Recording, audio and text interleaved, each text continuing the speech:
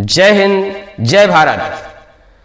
शहीद आजम सरदार भगत सिंह के जन्मदिन पर पूरे देश को, संपूर्ण देशवासियों को उनके जन्मदिन की बहुत बहुत शुभकामनाएं। भगत सिंह के जीवन से जुड़ी हुई अत्यंत रोचक कहानी आपके सामने आज प्रस्तुत करूंगा। उससे पहले मैं भगत सिंह के जीवन और कुर्बानी का एक संदेश नौजवानों को देना चाहता हूं। देता हूं संदेश उन्हें जो भटके प्रेम कहानी में, देता हूं संदेश उन्हें जो भटके प्रेम कहानी में, जीवन का उद्देश्य छोड़कर डूबे भरी जवानी में। देती है उपदेश तुम्हें यह भगत सिंह की कुर्बानी, देती है उपदेश तुम्हें यह भगत सिंह की कुर्बानी। संघर्षों के बाद मिली है आजादी हिंदुस्तानी। देती है उपदेश तुम्हें यह भगत सिंह की कुर्बानी, संघर्षों के बाद मिली है आजादी हिंदुस्तानी। इसी के साथ कहानी प्रारंभ इस तरीके से होती है कि साइमन कमीशन के खिलाफ लाला लाजपत राय जी ने लाहौर में आंदोलन चलाया। इस आंदोलन को दबाने के लिए, कुचलने के लिए अंग्रेजों ने वहां लाठीचार्ज कर दिया। पुलिस अधिकारी स्कॉट के आदेश पर लाठीचार्ज हुआ। लाला लाजपत राय को गंभीर चोटें आईं। लाला लाजपत राय बहुत ही तेज तर्रार क्रांतिकारी थे, देशभक्त थे। गंभीर चोटें आईं। गंभीर चोटों के उपरांत लाला लाजपत राय 17 नवंबर 1928 को इस देश की सेवा से विदाई ले ली। लाला लाजपत राय के दिवंगत होने के बाद क्रांतिकारियों का जोश कई गुना अधिक बढ़ गया। क्रांतिकारियों ने शपथ ली कि लाला की मृत्यु के ठीक 1 महीने के अंदर अंदर मैं उनके हत्यारों से बदला अवश्य ले लूंगा, और ऐसा ही किया। सुखदेव और भगत सिंह ने लाहौर कोतवाली के ठीक सामने दिन दहाड़े शाम के 4 बज रहे थे, सैंडर्स को गोली मार दी। एसपी सैंडर्स उसको गोली मार दी, और उनको कवर करने के लिए शहीद चंद्रशेखर आजाद भी वहां डीएवी कॉलेज की बाउंड्री के पास बैठे थे। जब पुलिस वाले ने पीछा किया भगत सिंह का, तो उन्होंने, शहीद चंद्रशेखर आजाद ने उस पुलिस वाले को भी मार दिया। इस घटना के बाद पुलिस उनको खोजने के लिए पीछे पड़ गई।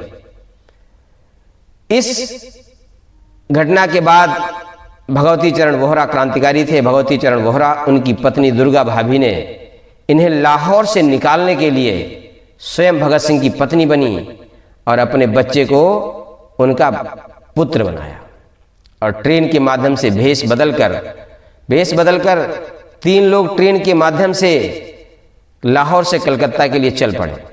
कानपुर में ठहरे भी। यहां से उन्होंने भगवती चरण वर्मा, जो उस समय पुलिस कार्रवाई से बचने के लिए कलकत्ता में थे, उन्हें तार किया कि मैं अपने भाई के साथ कलकत्ता आ रही हूं। इसके बाद ये प्रेम कहानी का कुछ प्रसंग इस तरह से है कि इसमें दुर्गा भाभी ने भगत सिंह को भाई कहा है। लोग आरोप लगाते हैं, हो सकता है भगत सिंह का प्रेम पवित्र हो, निर्मल हो, भाभी को मां मानते हो। तो भगत सिंह ने इस देश के लिए क्या किया, मैं कविता के माध्यम से आपको पहुंचाना चाहता हूं। श्रृंगार रूप रस गंध छोड़, यौवन का रंगा रंग छोड़। श्रृंगार रूप रस गंध छोड़, यौवन का रंगा रंग छोड़। जो किए प्रेमिका से वादे, उसके सारे अनुबंध तोड़। आलिंगन की कल्पना त्याग, सुख शयन कक्ष का मिलन छोड़। भारत माँ की आजादी को आए थे भगत सिंह कफन ओढ़। जब सेहरा बांधना चाहिए था, जिस उम्र में, 23 साल की उम्र में, जब उन्हें दूल्हा बनना चाहिए, तब वो कफन बांध के सर में भारत माँ को आजाद कराने के लिए क्रांतिकारियों के साथ आंदोलन में कूद पड़े। उनके ऊपर जो ये प्रेम करने का आरोप लगता है, उस घटना के पीछे एक कहानी है कि जब भगत सिंह ने अंग्रेजों के औपनिवेशवाद के खिलाफ अंग्रेजों को यह संदेश देना चाहा कि अब अंग्रेजों की सत्ता भारत को बिल्कुल बर्दाश्त नहीं है, तो उन्होंने कहा केंद्रीय असेंबली में बम फेंका जाए। बम फेंकने के लिए बैठक हुई उस बैठक में शहीद चंद्रशेखर आज़ाद ने कहा कि भगत सिंह को बम फेंकने न भेजा जाए, क्योंकि इन्हें हमें बहुत ज़रूरत है। ये बहुत बुद्धिजीवी हैं, ये पूरे संगठन के नेतृत्व करता है। तो सुखदेव ने इनके ऊपर आरोप लगाया, ये तो पहले से ही नहीं जाने का मन बनाए हैं, ये जाना ही नहीं चाहते, क्योंकि ये किसी स्त्री के, सुंदर स्त्री के प्रेम में पड़ गए हैं। अब ये भारत माँ से प्रेम नहीं करते।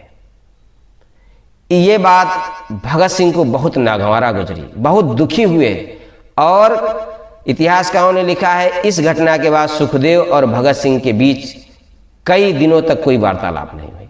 भगत सिंह दिल्ली में एक पत्र लिखे सुखदेव के नाम, दिल्ली से एक पत्र लिखा जिसे क्रांतिकारी शिव वर्मा ने सुखदेव तक पहुंचाया। उसमें उन्होंने लिखा भी था कि प्रेम करना कोई गुनाह नहीं है, यह कोई पाशिक प्रवृत्ति नहीं है, प्रेम एक पवित्र भावना है। और यह पत्र सुखदेव ने अपने पास रख लिया।